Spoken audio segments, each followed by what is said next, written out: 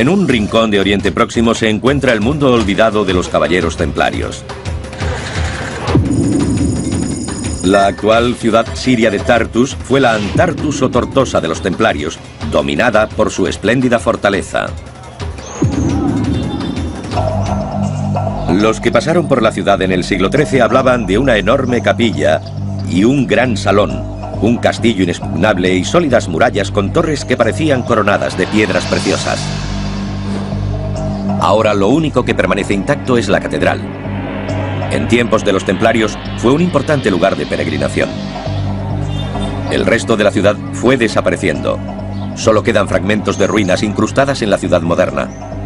Hoy los habitantes parecen ignorar que viven en la que fue la gran ciudad de una hermética organización internacional.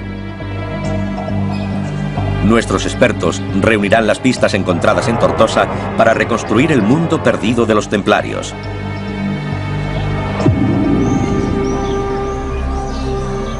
La Orden del Temple se formó en el siglo XII. Su objetivo era proteger a los peregrinos que se dirigían a Jerusalén. El profesor Paul Crawford está siguiendo el viejo camino hacia la antigua ciudad. Era tan peligroso que un peregrino escribió a su casa después de hacer la ruta, contando que había visto montones de huesos esparcidos a ambos lados del camino. Si un amigo moría, no te parabas a enterrarlo, porque esa fosa podía convertirse en la tuya. Podía aparecer cualquiera, matarte y enterrarte en ella. Los caballeros hacían votos de pobreza, castidad y obediencia. Ofrecían su vida para custodiar las rutas que seguían los peregrinos y se convertían en monjes guerreros. Pronto el papel de los templarios se extendió a la defensa de los territorios cristianos en Tierra Santa de los caudillos musulmanes. Los templarios representaban un nuevo concepto, la fusión de la dedicación medieval de un guerrero por un lado con la de religioso por otro. Uniéndolas apareció la figura del combatiente religioso. Este concepto de Guerra Santa era nuevo e impactante. Tortosa fue entregada a los caballeros templarios en 1152. A cambio protegerían la ciudad y el terreno circundante de los musulmanes que querían que los pobladores cristianos abandonaran Tierra Santa. El centro de la ciudad era el castillo, regido por los monjes guerreros. David Nicol intenta encontrar las murallas del castillo para comprender cómo construyeron sus defensas. Esta es la muralla interior. Tiene lienzos cortos entre esas torres que sobresalen. Parece una especie de zigzag, pero son torres individuales. David pasea entre las fortificaciones advirtiendo que aún queda mucho de ellas en pie. Parece que esta pequeña calle abraza la muralla. No podemos seguir más en esa dirección. El muro, hecho de grandes bloques de mampostería, desaparece entre esas casas. Enlazando todos los restos se puede desvelar la verdadera escala del castillo. Dos murallas concéntricas lo rodean por tres lados. Protegiendo el flanco que da al mar, hay dos grandes torres. Estas murallas fueron diseñadas para soportar al atacante más implacable. Documentos de la época nos hablan de ejércitos enemigos que intentaron socavar las defensas para tomar el castillo.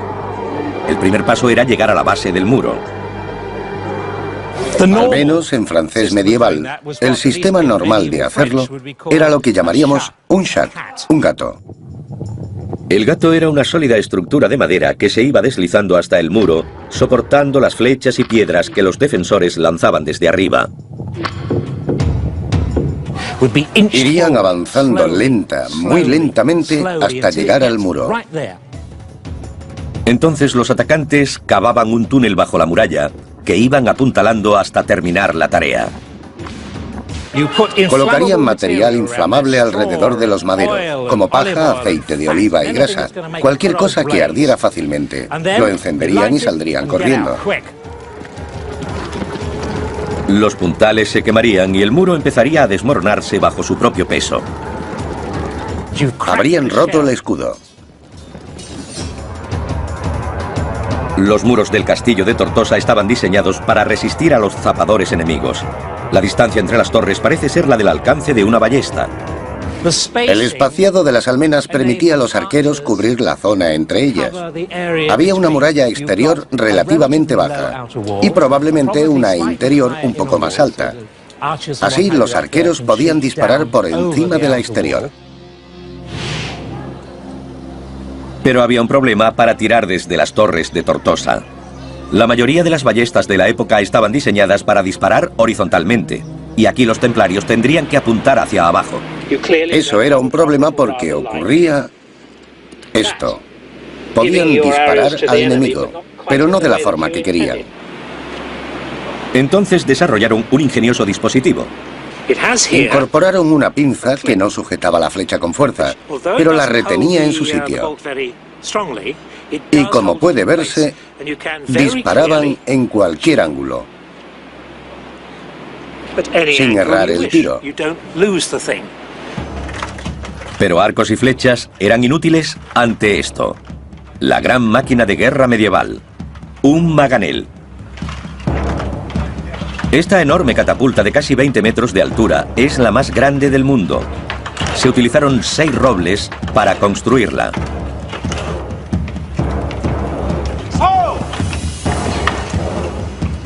Para los templarios del interior del castillo, la visión de una máquina como esta habría sido aterradora. Pronto, piedras de 30 kilos caerían sobre la fortificación con un efecto devastador.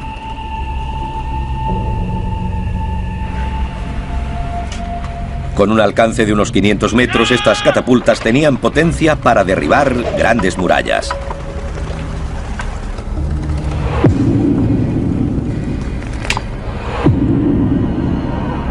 David Nicholl ha reunido todas las pistas para reconstruir las torres y murallas diseñadas para soportar el efecto de las catapultas y los zapadores.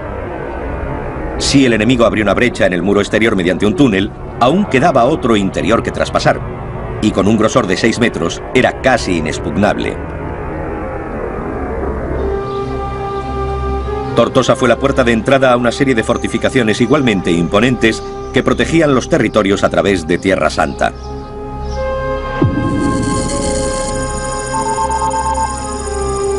En el centro del reino cristiano estaba Jerusalén, y aquí los templarios adaptaron el lugar religioso más importante del mundo a sus propósitos. En la primera cruzada de 1099, los cristianos tomaron Jerusalén a los musulmanes. En el monte del templo se erigía la espléndida mezquita de Al-Aqsa, construida en el siglo VII.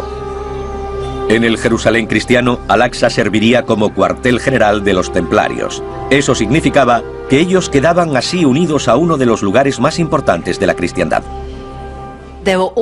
En la Biblia hay todo tipo de historias asociadas con esa zona. Se supone que Jesús caminó entre sus muros haciendo milagros.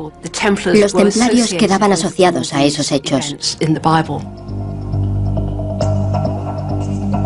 La antigua mezquita fue adaptada para convertirse en centro administrativo. Bajo ella, en cámaras subterráneas, los monjes guerreros guardaban sus caballos, listos para entrar en combate y defender los santos lugares de Jerusalén.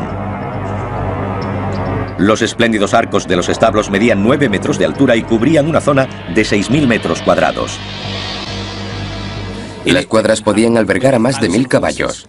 Un visitante occidental afirmó que si se disparaba una ballesta, la flecha ni siquiera llegaría al otro extremo debido a su tamaño. Ahí se instalaron los templarios. Esta militarización de los santos lugares personificó el papel espiritual y militar de los caballeros. La defensa de la costa oriental cristiana supuso muchas vidas.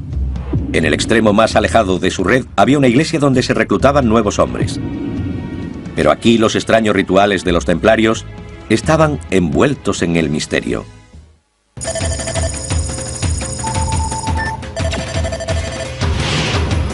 En el centro de la ciudad de Londres está el cuartel general inglés de los caballeros. La iglesia templaria fue consagrada en 1185. Su estructura recuerda a la del templo más importante del mundo cristiano, el Santo Sepulcro de Jerusalén. El Santo Sepulcro se construyó en el lugar en que muchos cristianos creen que Jesús fue crucificado, enterrado y resucitado de entre los muertos. Igual que el Santo Sepulcro, la nave de la iglesia templaria es circular. Dentro de estos muros tenía lugar un misterioso ritual para investir a nuevos miembros. Los caballeros eran reclutados en gran número por toda Europa. Sustituían a los hombres muertos en batalla, defendiendo el reino de Jerusalén. A veces padecieron terribles bajas en combate. En 1244 murieron 312 en una batalla. Eran 348 templarios. Los nuevos miembros entraban en el templo por la puerta oeste, que después se cerraba con llave. La ceremonia era secreta. Era al amanecer, cuando el sol empezaba a salir, como si fueran a entrar en una nueva vida. Los iniciados pasaban a la nave circular entre fantasmales estatuas. Entonces comenzaba un solemne ritual. Los nuevos miembros hacían voto de pobreza, castidad y obediencia. No podían besar a las mujeres, ni siquiera a sus madres o hermanas. Como caballeros, estos hombres sufrirían por Dios y serían siervos de los templarios para siempre. El secreto de la ceremonia provocó rumores fuera de la fraternidad. Se oían cosas muy extrañas. Un caballero dice que tuvo que besar el blanco vientre sarnoso de uno de los maestros. Retrocedió ante la terrible visión. Sin embargo, no hay duda de que sus ritos de iniciación eran muy sospechosos. Los rituales secretos llevados a cabo en su interior contrastaban con la visible presencia del exterior. La iglesia fue construida como un anuncio de su causa, el reino de Jerusalén. Pronto pobres y ricos empezaron a legar su dinero y propiedades al temple. Estas extrañas estatuas sobre el suelo de la nave representan a los donantes más generosos a la causa. Estas personas habrían sido ricos terratenientes de Inglaterra. Representarían lo mejor de la caballería inglesa de la época. Con la entrega de grandes sumas de dinero, los contribuyentes se aseguraban la gloria a los ojos de Dios. Los caballeros templarios se convirtieron en lo que hoy sería una organización multinacional y multimillonaria. Con la riqueza y las tierras que adquirieron, los templarios se convirtieron en una institución riquísima. Tenían sedes con representantes por toda la cristiandad y gozaban de confianza. Los hombres que partían a las cruzadas les confiaban el cuidado de sus riquezas. Los templarios operaban como una banca internacional. Los peregrinos podían depositar dinero en Europa y retirar sus fondos cuando llegaban a Tierra Santa. Eso reducía el riesgo de robos en el camino. Los templarios son la primera organización bancaria internacional. La ciudad de Antartus o Tortosa no era solo una importante sede templaria. Su ubicación costera proporcionaba un vínculo vital con Occidente. David Nicol ha localizado junto a la muralla del castillo el puerto donde atracaban los barcos de esta orden. Hombres, mercancías, caballos, alimentos y suministros. Prácticamente de todo era transportado por mar. Comunicaciones, mensajeros e informes que volvían a la sede central de los templarios mantenían a todos informados de lo que ocurría en esta parte del mundo. Ahora podemos saber cómo pudo ser el puerto de Tortosa en época templaria. Hace 800 años el mar habría chocado contra los muros del castillo, permitiendo que hombres y mercancías pudieran ser descargados en la ciudad. Estos muros encerraban una zona ahora llena de casas modernas. Ocultan lo que en su día fueron magníficos edificios medievales. Las fuentes contemporáneas nos cuentan que los templarios adinerados construyeron aquí una gran sala y habrían ideado en ella planes de batalla y tácticas mientras defendían el territorio circundante. Paul Crawford está buscando los restos del edificio templario oculto por esta serie de casas. Sería magnífico ver lo que hay detrás de estas casas ahora.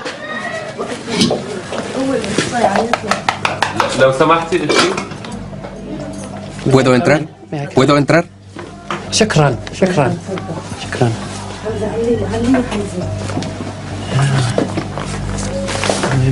Ya estoy dentro. A ver si puedo subir. Han construido sus casas sobre partes del gran salón. Dios mío, es fantástico. La gente está viviendo junto a las murallas del gran salón.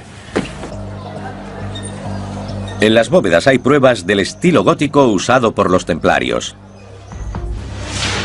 Los caballeros construyeron los arcos abovedados del gran salón con piedras en forma de cuña. La clave se mantenía en el centro por la presión de las piezas vecinas. La piedra clave es el elemento fundamental para soportar el peso en una estructura así. Sin ella, el arco se derrumbaría. El peso es dirigido a fuertes puntos de apoyo en la base de los arcos. Si seguimos las líneas de la bóveda hacia abajo, deberíamos encontrar el punto en algún lugar. Y debería estar aquí. Vamos a intentarlo. A ver. Aquí está, decorado. Es precioso. Hay que imaginarse mirándolo desde abajo a 6 metros. Es fantástico. Ahora podemos revelar la magnificencia del gran salón. Hace 8 siglos bulliría de actividad mientras los templarios conspiraban contra el gran caudillo musulmán Saladino. En el suelo, quizá habría largas mesas con caballeros planeando sus estrategias. En 1188, quizá entró un mensajero avisando de la llegada de Saladino. Todos habrían saltado de sus asientos para dirigirse a sus puestos. Los monjes guerreros cogerían sus armas y lucharían hasta la muerte para defender Tortosa de su enemigo. Pero para los templarios, rezar era tan importante como combatir. Enterrados en algún lugar de los muros del castillo deben estar los restos de una capilla. Paul Crawford espera encontrarlos. La tenemos. Ahí arriba. Es increíble caminar por aquí y descubrirla, escondida en un pequeño rincón de Tartus. No la ha usado nadie durante cientos de años. Es increíble, maravillosa. La capilla templaria se sigue usando, pero como casa. La gente ha construido casas en su interior. Es como si hubieran ido añadiendo nidos de avispa en un granero abandonado. Estos edificios ocultan el verdadero tamaño de la capilla. Siglos de escombros han elevado 5 metros el nivel del suelo, como muestra la posición de estas ventanas. Ahora podemos revelar la verdadera magnificencia de la capilla templaria. Habría sido enorme. 25 metros de largo, 10 de ancho y 15 de alto. La escala y esplendor del edificio nos indica la crucial importancia de la oración para los caballeros templarios. En el núcleo del castillo estaba la Torre del Homenaje. Esta sólida torre de piedra habría sido el centro neurálgico militar de la fortaleza. Dominaba toda la ciudad. Hoy la Torre del Homenaje ha quedado oscurecida por más de 800 años de conflictos y cambios. El historiador militar David Nicholl cree que ha localizado sus restos. Pero lo que hay en el interior lleva siglos oculto y está a punto de descubrirlo. Este es el centro de la vieja torre. Es muy difícil caminar por aquí. Está sin tocar. No se ha usado en siglos. Hay una puerta. David se ha tropezado con el santuario interior de la torre. Si la ciudad fuera atacada, este habría sido el último bastión. Aquí puede haber pistas de cómo sobrevivieron durante los asedios. Por el sonido está llena de agua. Da un poco de miedo. Hace eco y hay escalones que llevan hasta el agua. Es escalofriante. Hace un descubrimiento asombroso. Una cisterna que sigue llena de agua siglos después de marcharse los templarios. ¿Qué profundidad tendrá? Bastante. No pienso meterme ahí. Ante un asedio, los caballeros podrían haber permanecido en la torre durante semanas. La cisterna sería un suministro esencial de agua. A continuación, hay otra cámara. La calidad de la construcción es asombrosa incluso en las profundidades de la Torre del Homenaje. Está muy bien hecha. Miren esa ventana. Cualquiera se sentiría orgulloso de encontrar eso en alguna de nuestras parroquias. Este era el depósito de armas. En lo alto hay un pequeño orificio de acceso. Una trampilla secreta habría proporcionado a los templarios espadas, escudos y ballestas. La cisterna y el depósito de armas de la torre del homenaje representaban la última línea de defensa de los templarios. En 1188 su gran enemigo Saladino atacó Tortosa. La ciudad y sus murallas cayeron, pero la torre, con sus muros de 5 metros de espesor, permaneció en pie, un testimonio de su construcción y diseño. Ahora por primera vez, el equipo de historiadores ha redescubierto la perdida ciudad templaria de Tortosa y la ha devuelto a la vida. Al redescubrir la Tortosa templaria con el castillo y la capilla tan cerca uno de la otra, comprendemos el papel dual de guerreros y monjes. Desde Tortosa se irradiaba el poder a una red de castillos y ciudades cristianas por toda Tierra Santa. Pero el sostén de la red no es un castillo, sino una iglesia fortificada. Dentro de este edificio los templarios habrían llevado a cabo el ritual de la veneración de reliquias, partes del cuerpo de los santos.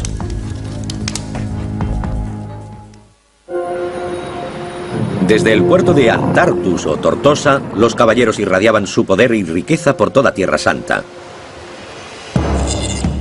A casi 50 kilómetros de Tortosa está Chastelblanc, en la frontera del reino cristiano. Hoy todo cuanto queda es una solitaria torre de piedra en una colina que domina la moderna ciudad de Safita. Chastelblanc sobresale 30 metros sobre el pico más alto de la región. Pero es un edificio especial y único. Es una iglesia fortificada. Es el ideal templario, hecho piedra. La fe cristiana defendida por el poder militar. Se unen la función del guerrero y la vocación religiosa porque es un edificio religioso. Es una iglesia, pero tiene saeteras en vez de ventanas con vidrieras. Oculta dentro de los muros de 5 metros de espesor de la iglesia fortificada hay una escalera secreta. Conduce al tejado. Paul Crawford está explorando la fortificación para determinar por qué se construyó Chastelblanc precisamente aquí. Ahora entiendo por qué los templarios construyeron una red de castillos en este lugar. No es un desierto, no está cubierto de arena. Hay huertos, olivos, naranjos y limoneros. Mucha riqueza vegetal. Es un paisaje muy bello. No era atractivo solo para la vista, también lo era para el bolsillo. Un territorio muy valioso económicamente. Desde aquí divisaban todas las fortificaciones cercanas, con el inexpugnable Chastelblanc en el centro de una red defensiva. Era el sostén de una red de castillos que mantenía esta rica y fértil tierra, defendiéndola. Chastelblanc tiene un bello diseño compacto, con una capilla en el nivel inferior y un dormitorio encima. Debajo, tallado en la roca, hay un depósito de agua.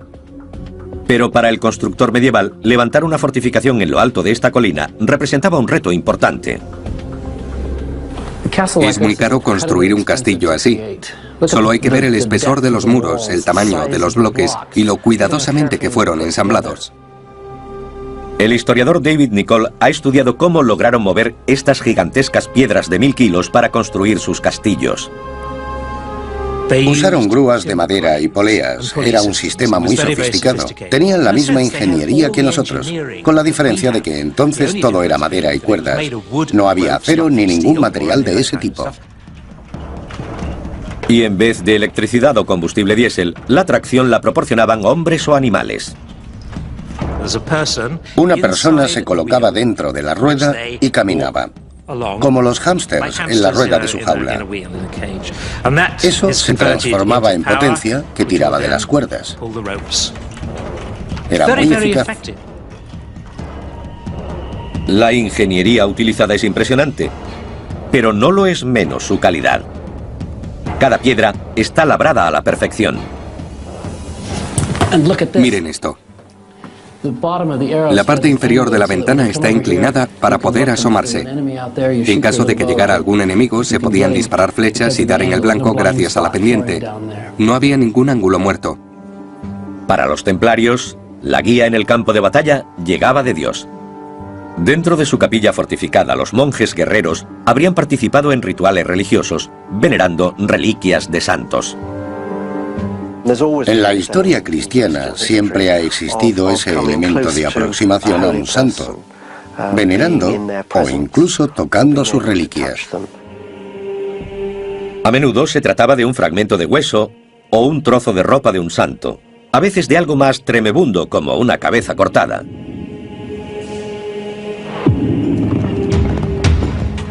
Las reliquias eran tan importantes para los templarios que las llevaban al combate para conseguir la orientación divina. Pero las reliquias más ansiadas eran las del propio Jesucristo. No tenemos reliquias de nuestro Señor, porque ascendió a los cielos. Nos hemos aferrado a las cosas más cercanas a Él. Para muchos, la copa de la última cena tiene un gran significado. Esa copa, el Santo Grial, ha sido durante siglos objeto de mitología. Se dice que los templarios, en su búsqueda de reliquias, desenterraron el Santo Grial en el monte del templo. Se convirtió en su posesión más sagrada, que defendían con su propia vida. Pero hay pocas pruebas de que esta leyenda sea cierta. Fue invención de un escritor francés del siglo XII llamado Chrétien de Troyes. Los templarios nunca podrían haber obtenido el Santo Grial si se remonta a los tiempos de Cristo. En la Edad Media hubo gente a la que hoy llamaríamos escritores de ciencia ficción, a los que se les ocurrió relacionar la idea del Santo Grial con la de los templarios. Vincular a los misteriosos templarios con el gran icono de la cristiandad fue la suprema fantasía medieval.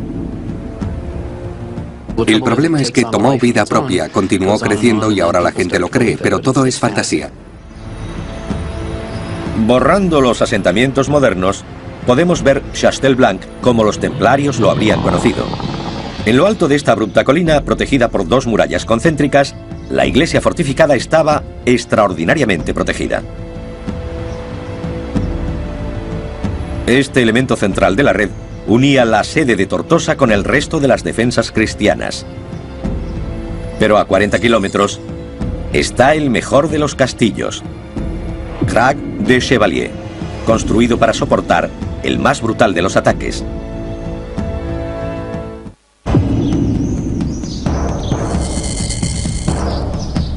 Lawrence de Arabia calificó a Crac de Chevalier como el mejor castillo del mundo.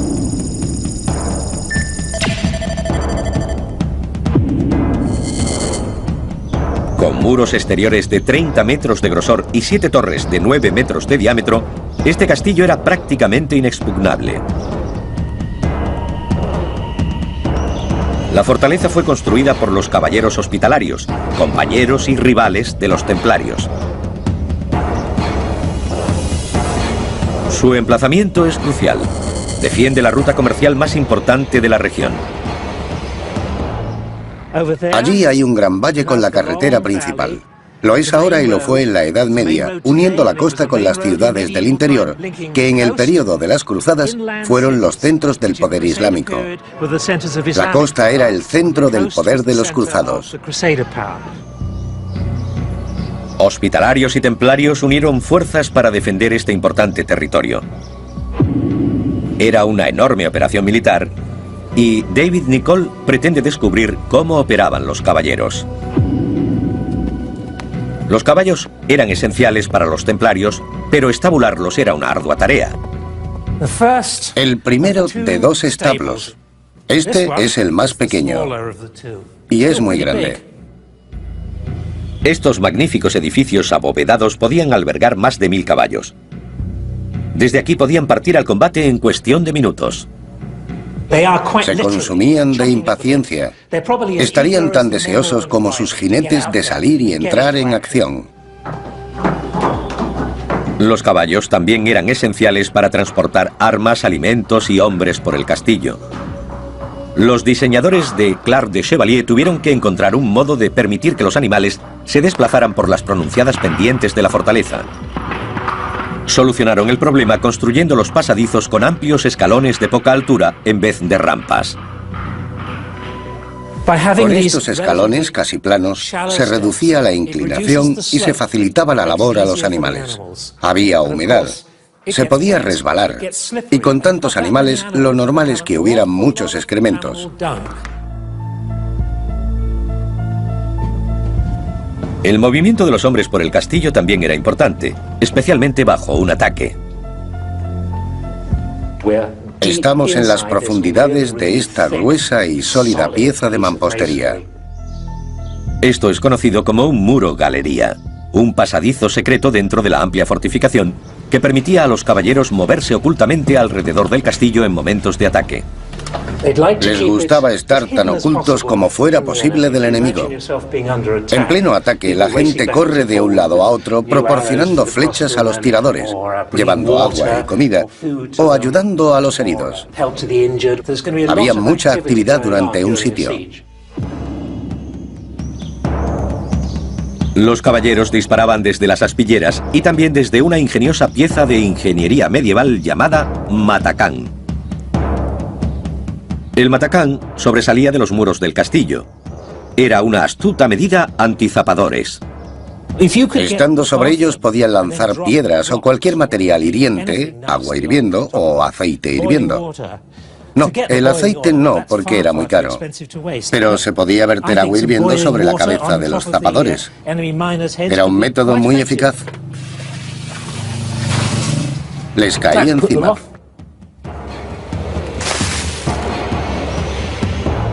Pero el mejor ejemplo de la ingeniería militar de Crac de Chevalier es el gran muro inclinado que rodea a la torre del homenaje. Llamado talud, evitaba que el enemigo socavara las torres. La idea es que si lograban penetrar ahí se les vendría encima. A pesar de la red de fortificaciones, en 1187 las cosas se estaban volviendo en contra de los templarios. Su gran enemigo, Saladino, barría Tierra Santa, ocupando una tras otra las ciudades cristianas. Al final, capturó Jerusalén. A los pocos meses su ejército llegaba a las puertas de Tortosa, la base militar de los templarios. La ciudad cayó, pero los caballeros lograron refugiarse en el castillo.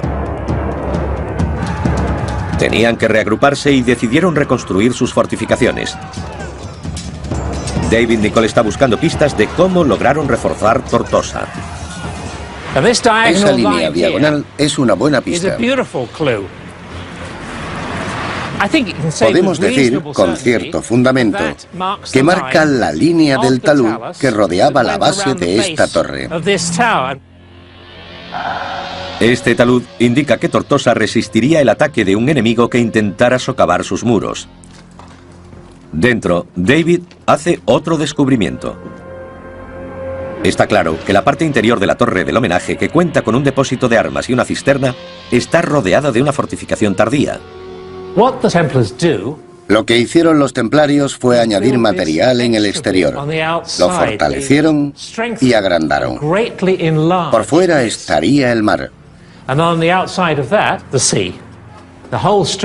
Ahora la estructura era muy fuerte. El descubrimiento de David revela cómo se construyeron los refuerzos de la torre del homenaje de Tortosa. Este segundo muro creó un pasadizo en el que se podían cubrir los arqueros para defender las fortificaciones internas. Con el talud añadido, la torre del homenaje dentro del castillo de Tortosa era inexpugnable. Pero a pesar de las fortificaciones, los templarios fueron incapaces de resistir la marea de fuerzas musulmanas que querían expulsarlos de Tierra Santa. A finales del siglo XIII habían caído todos sus castillos excepto Tortosa. Pero sin su red de fortalezas, los caballeros estaban condenados. Dándose cuenta de que todo estaba perdido, se retiraron a una pequeña isla a 1 kilómetro de Tortosa. Su riqueza, secreto y brutalidad estaban a punto de volverse contra ellos. En 1291, los templarios habían fracasado en su misión de defender los territorios cristianos de Tierra Santa. Habían caído sus aparentemente inexpugnables fortalezas. Los templarios se vieron empujados a la costa hasta Tortosa, el único castillo que les quedaba. Pero sin su red, también este estaría condenado a caer. Solo les quedaba la opción de la huida. Tortosa ya era inútil, no se podía defender. En agosto de 1291 los templarios cogieron sus barcos y zarparon.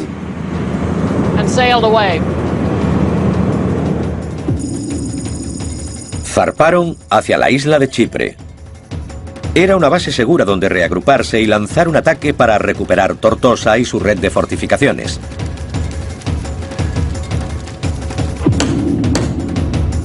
Prepararon una flota de barcos diseñados para transportar a los caballeros hasta la costa. Los caballos serían esenciales para este nuevo asalto, y los barcos podían cargar hasta 30 animales cada uno. Pero el viaje por mar desde Chipre hasta Tortosa es de más de 150 kilómetros.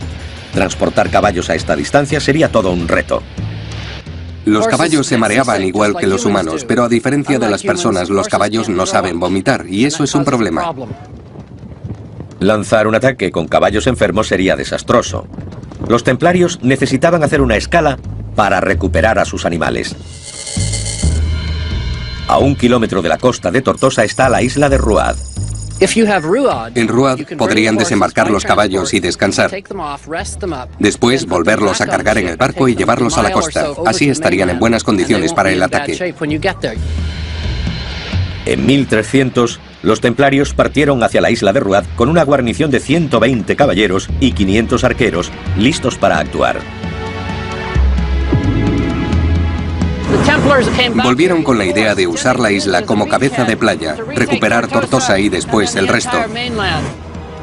El único territorio de Tierra Santa en poder aún de los templarios era Ruad, una isla de menos de 1 kilómetro de longitud. Lo habían perdido todo. La línea costera que hemos visto antes, la ciudad de Tortosa, la catedral, Crac de Chevalier, Chastel-Rouge, Chastel-Blanc, todas las grandes fortificaciones del interior habían caído y sus posesiones habían quedado reducidas a una isla solo un poco más grande que la ciudad de Tortosa. Pero en 1302 las cosas empeoraron para los templarios. Una fuerza musulmana descubrió la presencia de una guarnición en Ruad que amenazaba sus territorios y lanzaron un ataque anfibio. Establecieron contacto en 2 puntos de la isla, atacaron a los templarios y a su infantería, obligaron a los caballeros a retirarse a una fortaleza, posiblemente esta en un extremo de la isla, y los separaron de la infantería. Hubo una lucha puerta a puerta por los angostos callejones de la isla. Dándose cuenta de que no había nada que hacer, los templarios se rindieron. Su último bastión había caído en manos de su enemigo. La era de los templarios como defensores de Tierra Santa había llegado a su fin. Ahora tenían que rendir cuentas en Europa. Su vocación era defender los lugares santos y habían fracasado. La gente llevaba siglos financiándolos porque ellos iban a salvaguardar los lugares cristianos, pero fallaron. La reputación de los grandes templarios había quedado destrozada. El 13 de octubre de 1307, el rey de Francia ordenaba su detención. Los acusó de negar a Cristo, de escupir a la cruz, de orinar en la cruz. Los acusó de prácticas homosexuales, de adorar ídolos y cabezas. Molestaban sus misteriosos rituales, en particular la ceremonia secreta de recepción en la que los nuevos caballeros juraban su entrada en la orden. La gente se preguntaba qué podría pasar detrás de esas puertas cerradas. Si era algo bueno, como decían los templarios, si era algo sagrado y honesto, ¿por qué nadie podía entrar a verlo? Debía ocurrir algo horrible y obsceno que querían guardar en secreto. No hay humo sin fuego. Los templarios fueron interrogados bajo brutales torturas. A un sacerdote templario le pusieron los pies sobre el fuego y le quemaron las plantas hasta que se le cayeron los huesos. Otros templarios fueron colgados del techo de mazmorras con pesos atados a los pies o incluso a sus testículos. Aquellos hombres rotos confesaron desde la adoración de ídolos hasta la sodomía. Sabemos que se puede hacer sufrir a un hombre hasta el punto de hacerle confesar cualquier cosa.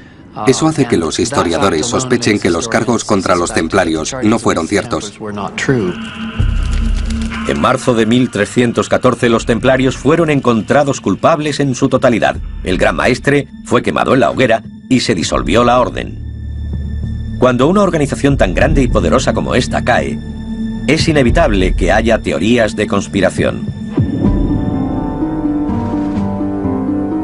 mito más perdurable ha sido el del Santo Grial, y su búsqueda por parte de los templarios ha cautivado la imaginación occidental más que ninguna otra leyenda. En el juicio y los interrogatorios no se mencionaba este hecho. Si los templarios lo hubieran tenido en su poder, habría salido a la luz, pero no se menciona en ningún momento.